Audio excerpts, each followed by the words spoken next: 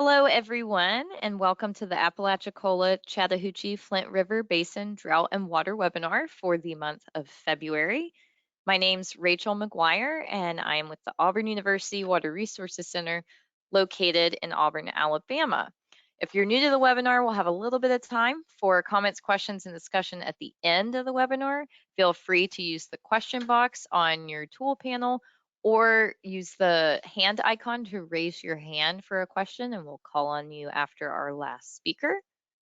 Today's speakers will be David Zierden of the Florida State Climate Office at Florida State University, Tom Littlepage of the Alabama Office of Water Resources, Paul Inkhorn of the USGS South Atlantic Water Science Center, Jody Juan of the U.S. Army Corps of Engineers Mobile District, Samantha Lucas from the Apalachicola Bay National Estuarine Research Reserve, and Todd Hamill of the Southeast River Forecast Center.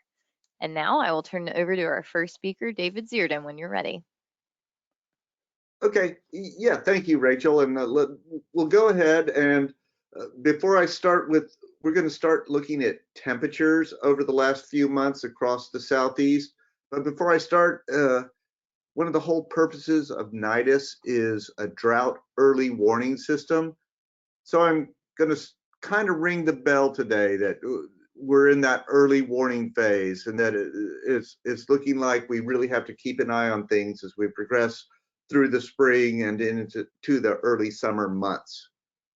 But first of all, we'll take a look at recent temperatures, and I think I showed this in our last webinar, that the month of December, basically from the first week of December through the first week of January, was very warm across the Southeast United States. Over here on the right shows station by station the temperature departure from normal for that 30-day time period, and all the little red boxes are stations that were running 8 to 10 degrees above normal during that December to early January time period. And over on the left is a great photo from Bob Kemerate at University of Georgia showing volunteer soybeans sprouting up in a field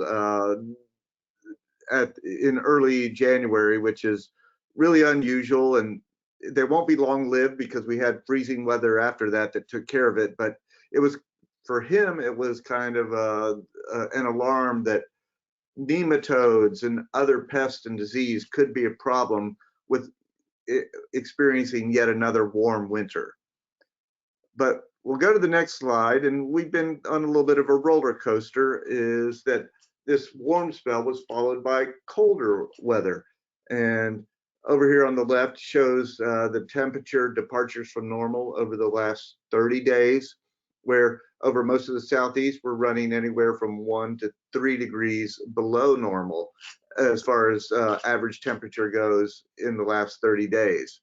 And we can kind of highlight that with the freeze that happened on the morning of January 30th.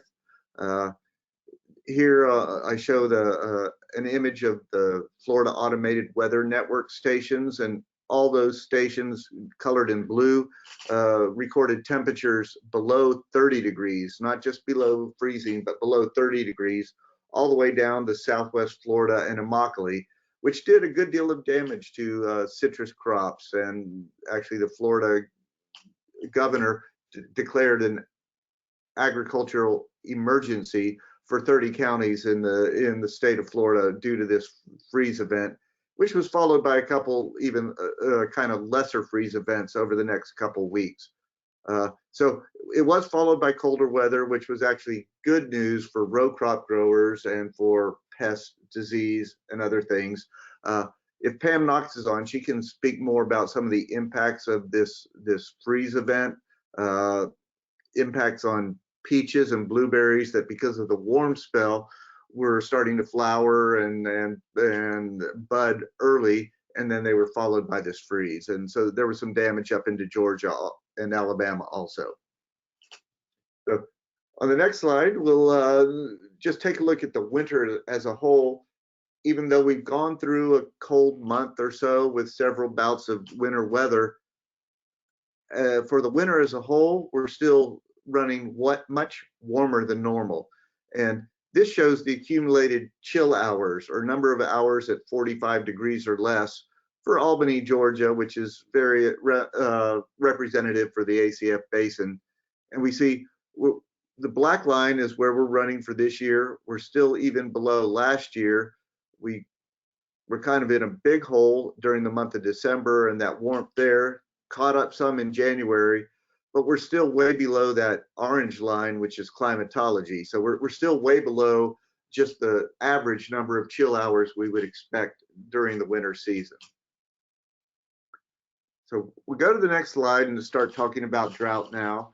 And this is the current US drought monitor as of last week. We see that abnormally dry or D0 conditions have spread along much of the western Florida peninsula, southeast Georgia, the Georgia coast, still kind of remains in the coastal Carolinas.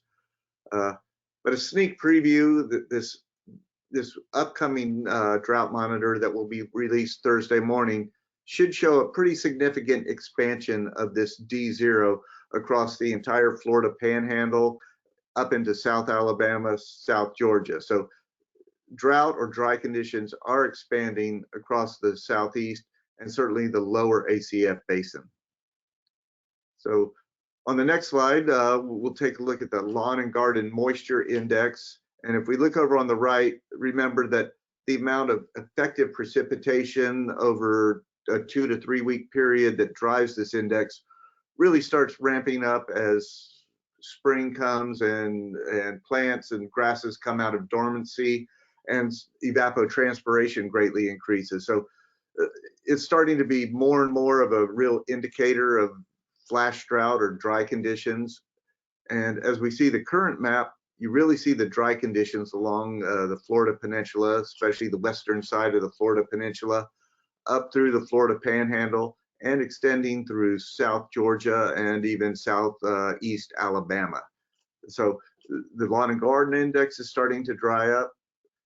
On the next slide, we'll take a look at recent precipitation, and these are the radar estimated precipitation totals over the last 7 days.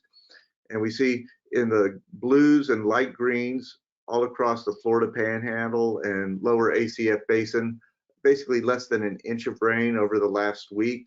A little more widespread and heavier rainfall across the middle and especially upper ACF basin of 2 to 3 inches or so. But still, this is about keeping up with climatology. It's not an excess of rainfall in the upper ACF, and certainly we're in a drying trend in the lower ACF. On the next slide, we'll take a look a little further back at 30-day precipitation totals. And you see a lot of the same story. The greens and yellows in the lower ACF basin is only 1 to 2 inches of rain over the last month, which is well below climatology. We do see heavier amounts across central Alabama and northwest Georgia, which is keeping up, but not that much ahead of climatology. So it's more of the same story. The middle upper ACF basin getting normal to maybe above normal rainfall. The lower ACF basin certainly starting to dry out. On the next slide, we'll take a look a little farther back at 90-day precipitation.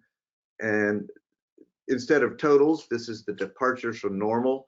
And this really tells the story. We see how the Florida Panhandle, the lower ACF basin, 2 to 4 inches below normal over the last 90 days, even higher deficits along the Florida Big Bend.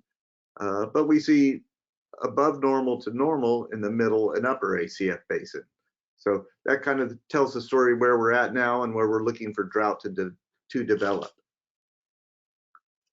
So on the next slide, we'll start looking ahead.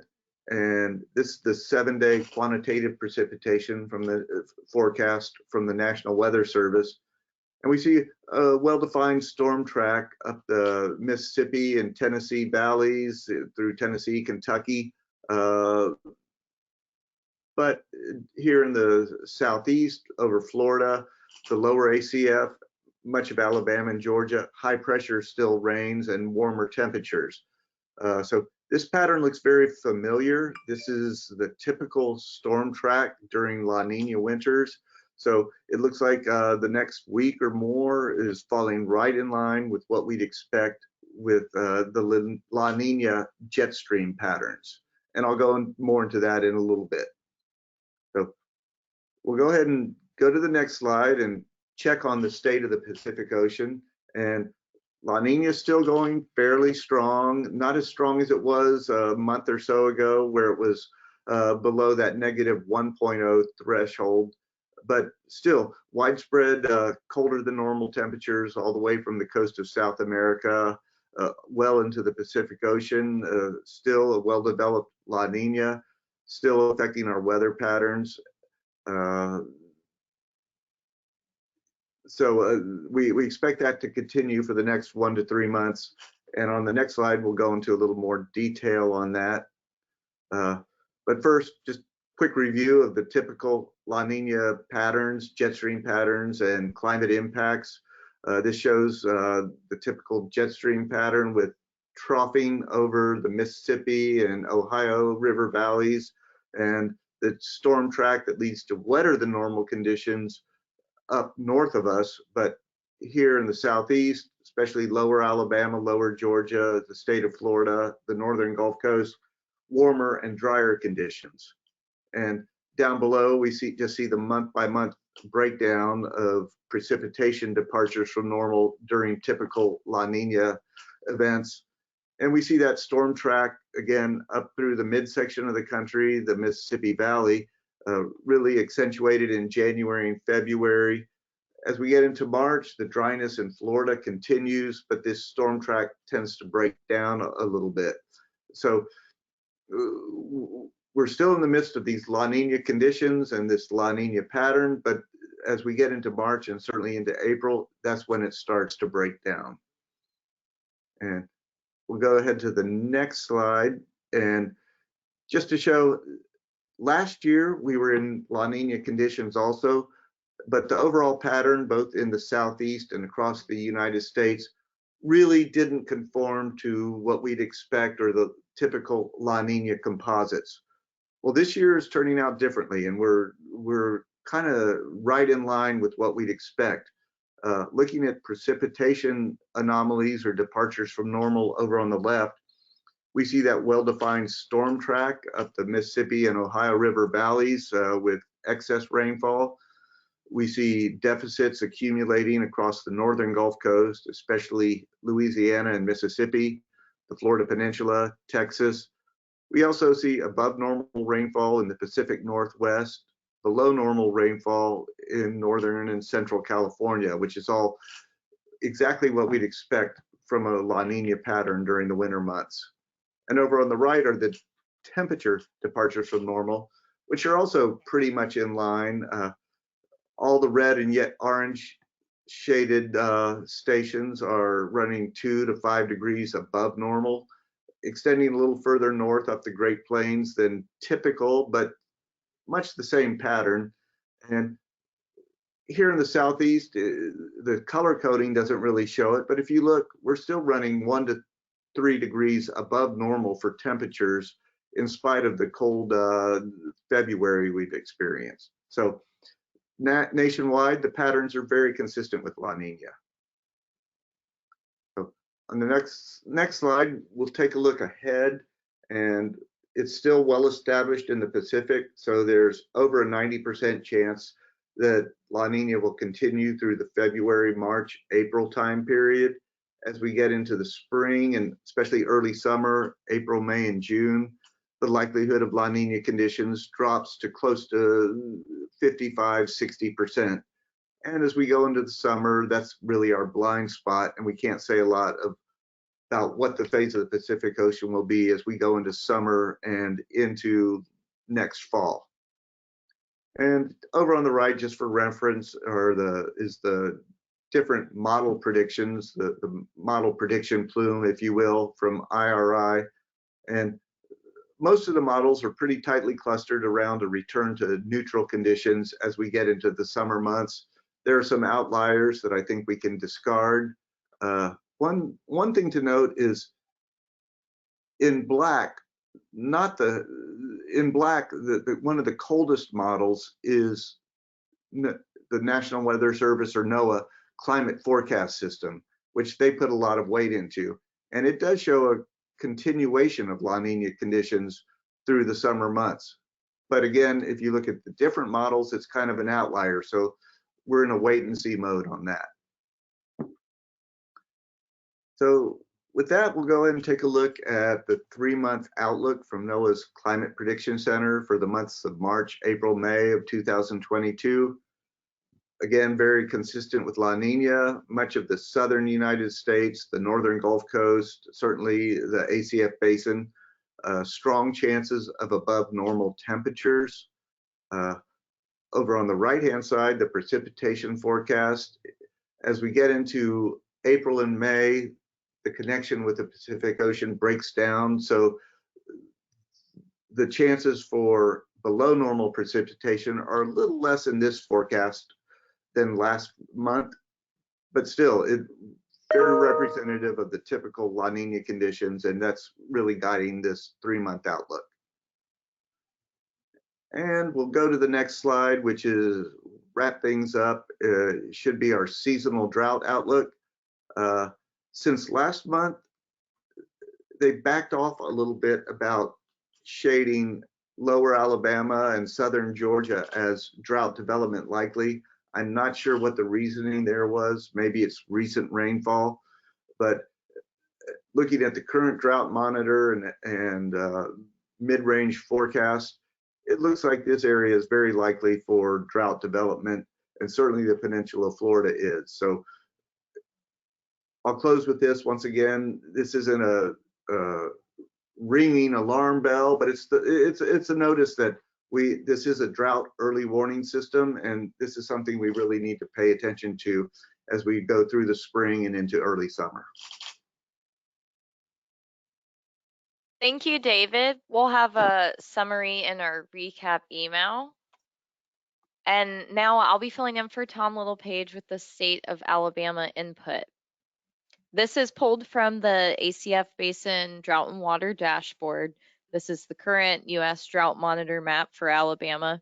You can see we have a couple fingers of D0, and in our coastal counties of Mobile and Baldwin, the southern half is in the D1 designation. And David's already mentioned that we expect that D0 to grow somewhat substantially in the southern region of Alabama. The current drought declaration is still from May 11th, 2021. There has not been a need to update it since that time. But the Office of Water Resources is always collecting observations. This is their website, water.alabama.gov. Feel free to explore that. This will also be included in your recap email. In terms of just general drought status for the state of Alabama, there's been some periodic weather patterns lately that have minimized or eliminated drought conditions in the vast majority of the state. Those worst conditions are still focused in the southwestern portion of the state, as we saw on the U.S. Drought Monitor map from February 15th. There are no current water availability issues, and the Office of Water Resources continues, as always, to monitor conditions. At this time, there is not an Alabama Drought Monitor and Impact Group meeting scheduled on the books. And with that, I'm going to turn it over to Paul Inkhorn with our stream flows and groundwater conditions. When you're ready, Paul. Yeah, hi, Rachel. Good afternoon, everyone. So we'll start by looking, so I pulled these graphics from the drought dashboard here. So a bit of a new format for my presentation, at least. So the image on the right are current conditions for our real-time streamflow network across Georgia and parts of the southeast, including Alabama.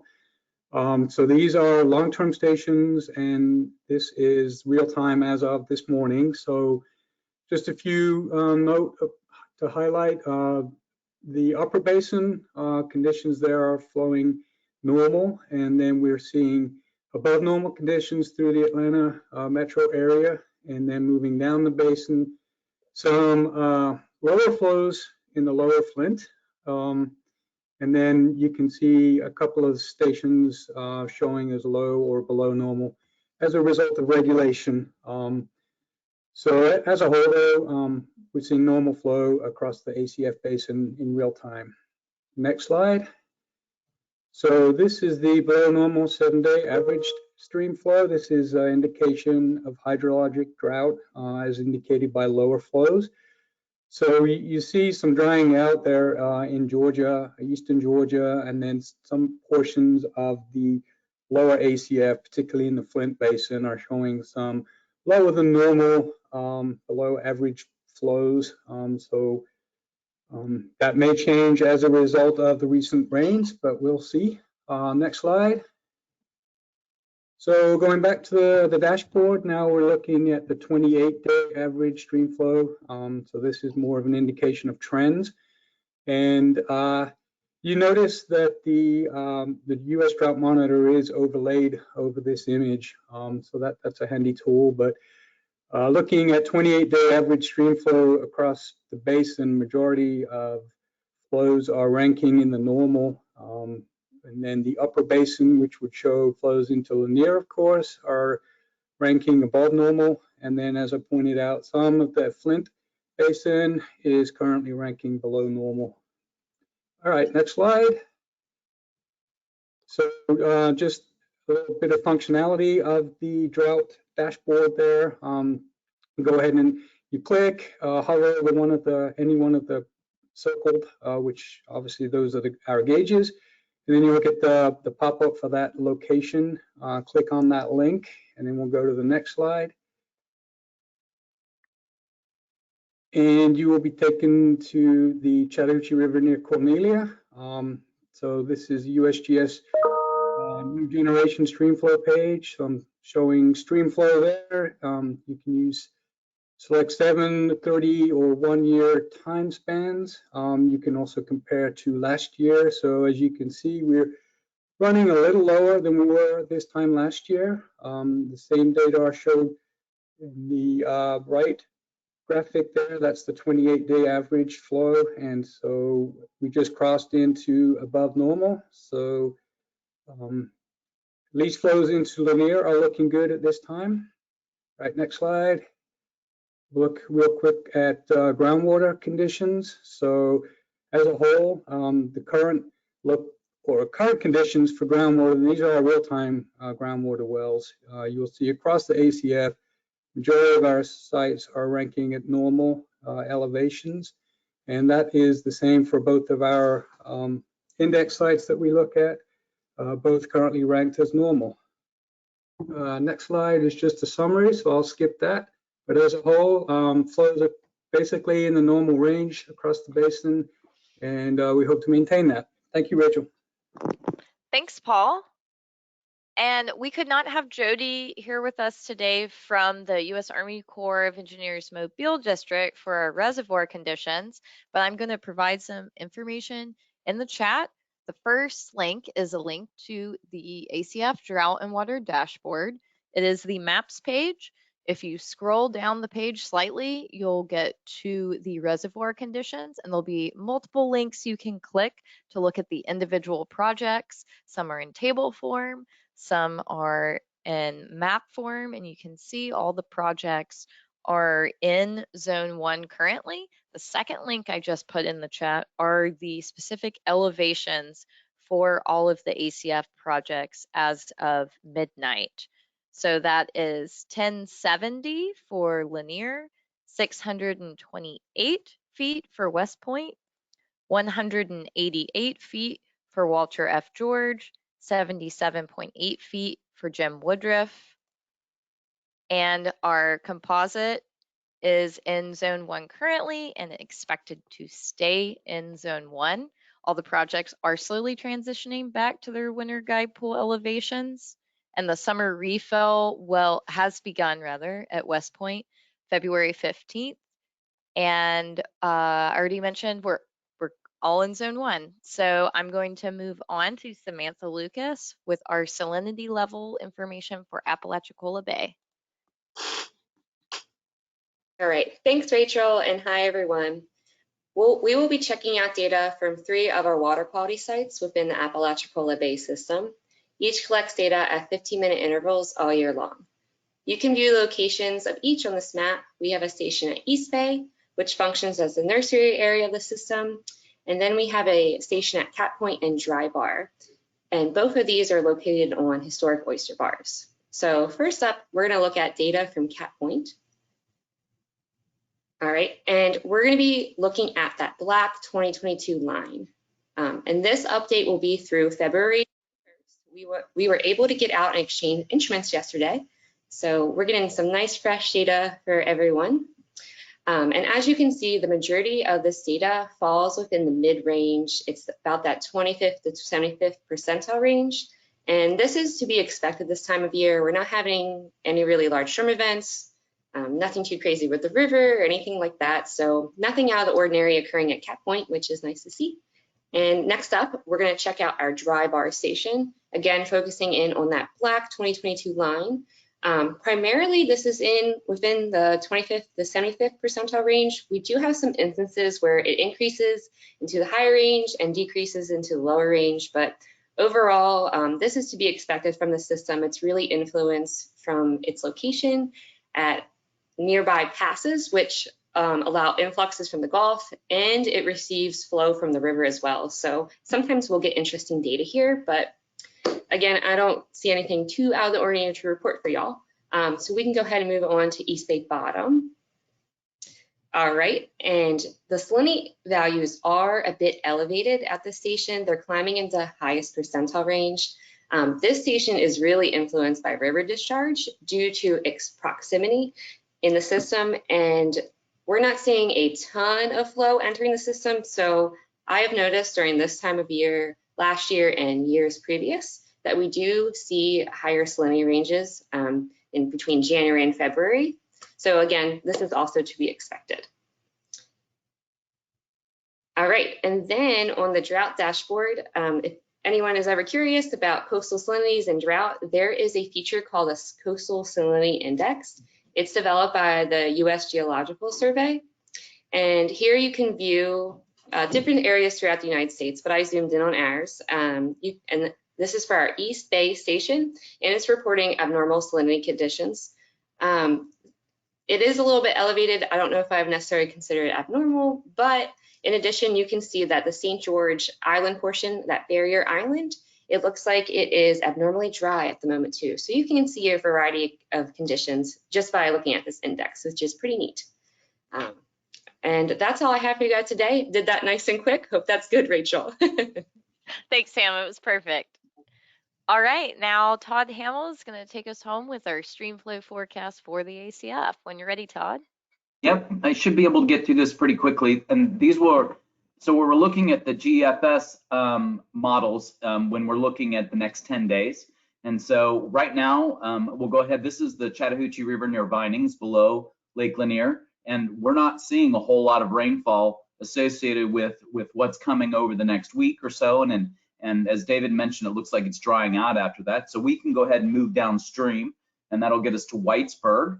And Whitesburg is going to show us, again, much of the same thing. We're not, the models are not hinting at very much rainfall. So most things stay below flood stage. This is good for our flooding time of year, but not so good for the recharge time of year. We're in decent shape right now, but as David mentioned before, that could change very quickly as we warm up in March and into April, and that will be a concern. So let's go on, and we'll go on to the Flint River. Flint River shows much of the same thing, where we're not expecting that much rainfall in the top of the Flint River, and we're not expecting any flooding, and we still stay sort of at base flow and really start to get our base flows start to go down based on what we're seeing in the 10 days. And we'll go ahead and go downstream to Albany, and again, much the same thing. We're not, and we did show the rainfall. We showed the 7-day rainfall,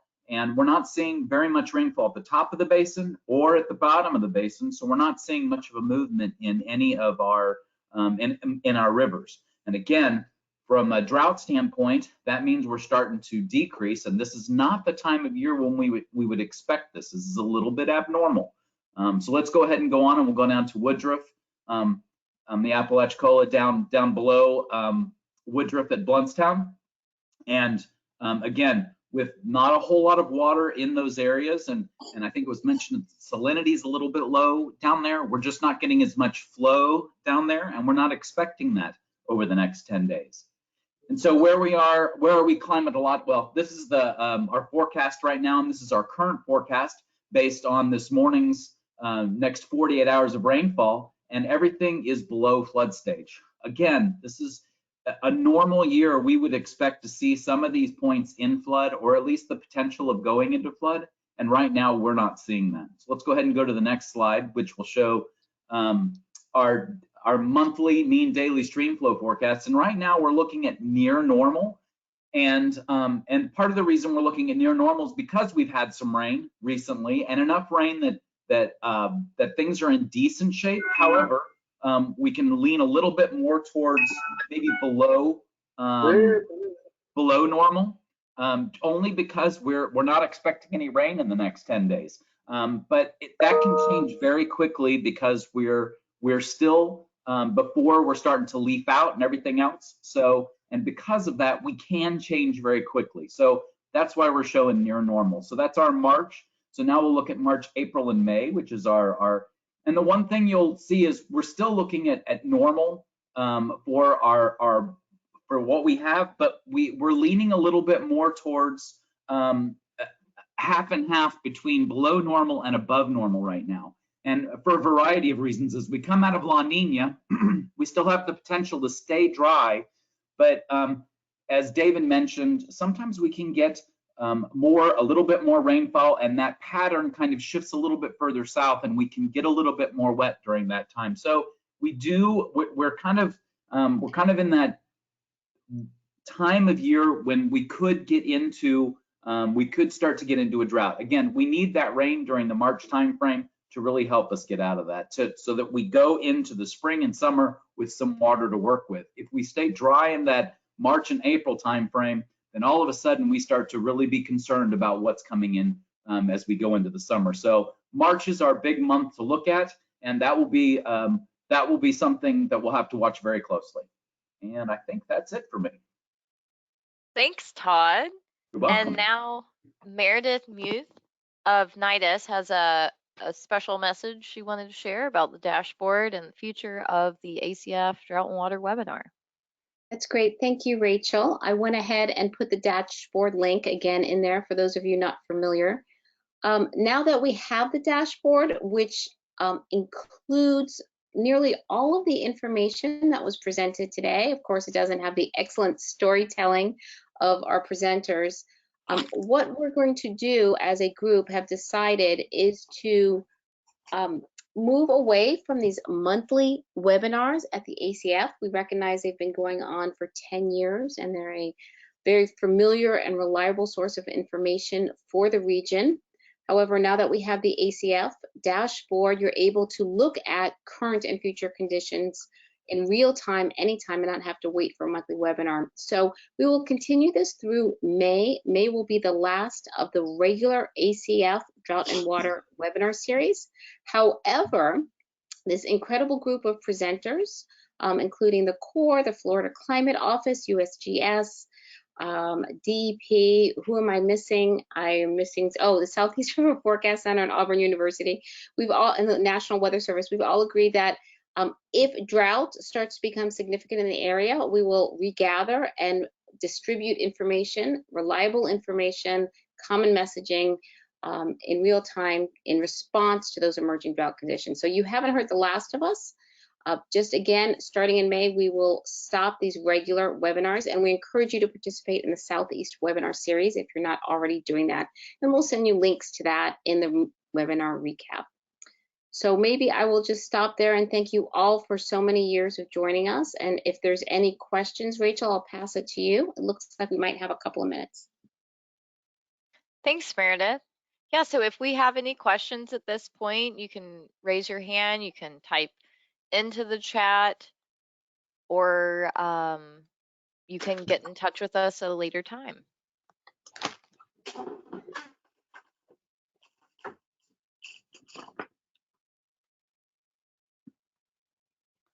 All right, I don't see any raised hands. I don't see any questions in the chat, so I do want to thank our speakers once again for today. And as Meredith already mentioned, we'll be seeing you every month until May, and we're very thankful for our resident speakers that have been around for this decade plus of the webinar. Our next webinar is going to be Tuesday, March 22nd at 1 p.m. ET. I'm just now realizing I didn't make a pun about today being Tuesday, 2/22/22 on a Tuesday. That's kind of fun. That won't happen again anytime soon, but you will have a video recording of this webinar within 24 hours and a recap email from me. Thank you everybody for being here today.